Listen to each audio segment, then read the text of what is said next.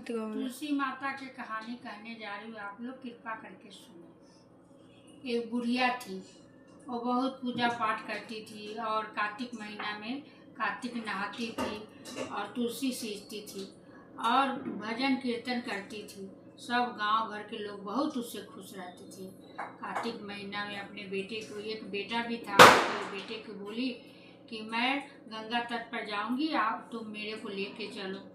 तो वो लेके गया बेटा और वहाँ झोपड़ी बना दिया और माँ को वहाँ रख दिया। अगल बगल वाला को बोल दिया कि मैं अपने माँ को छोड़ के जा रही हूँ, आप लोग कृपा करके देखना। लेकिन वो बहू थी ना, बहू के माँ बाप पूजा करते नहीं थे, तो उसको बहुत अपनी सास से जलन थी। लेकिन बेटा अच्छा था तो बहू को भी नहीं चलता था। फिर वो लड्डू उड्डू बना के अपने सास को दी थी खाने के लिए।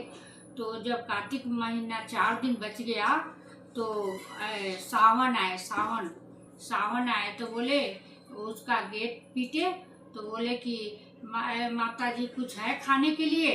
तो माता जी एक उसको लड्डू दिए, तो लड्डू खा ली और एक लात उसको झोपड़ी पर मार दी, तो वो सोना हो गया दरवाजा। फिर दूसरे दिन वो आए भादो मास, तो भादो मास भी आई और बोली कि ए माता मेरे को कुछ खाने के लिए दो।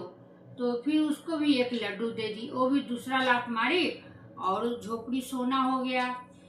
फिर तीसरे दिन आई सावन आश्विन मास, तो आश्विन मास बोली कि ए बुढ़िया माता कुछ खाने के लिए मेरे को दो। तो उसको भी एक लड्डू दी, वो भी एक लात मारी और उसका घर महल बन गया।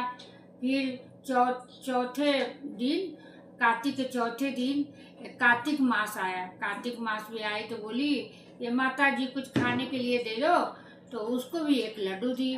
तो वो एक लात मारी तो पूरा झोपड़ी सोना का हो गया। तो क्या हुआ, 1 महीना हो गया तो बेटा बोला कि अब जा रही हूँ अपने माता जी को ले आऊँ। तो आया तो माता जी को घर मिला नहीं, वो तो झोपड़ी बना के गया था।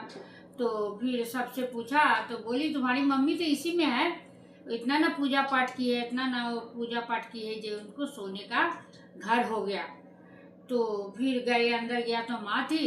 फिर माँ थी तो खूब सोना उना बोरा में भर के झाड़ के घर में से, और बेटा ले लिया, जो थोड़ा मोड़ा बचा तो दान कर दिया। तो बेटा खूब बाजा के साथ मम्मी को घर लेके गए, ले जाके फिर वहाँ बहू को वो सब बोला कि तुम्हारी सास आ रही है, आरती उरती उतार लो। वो बोली बड़ी मेरी सास पैसा उसा लेके आ रही है, मैं आरती उतारूँ।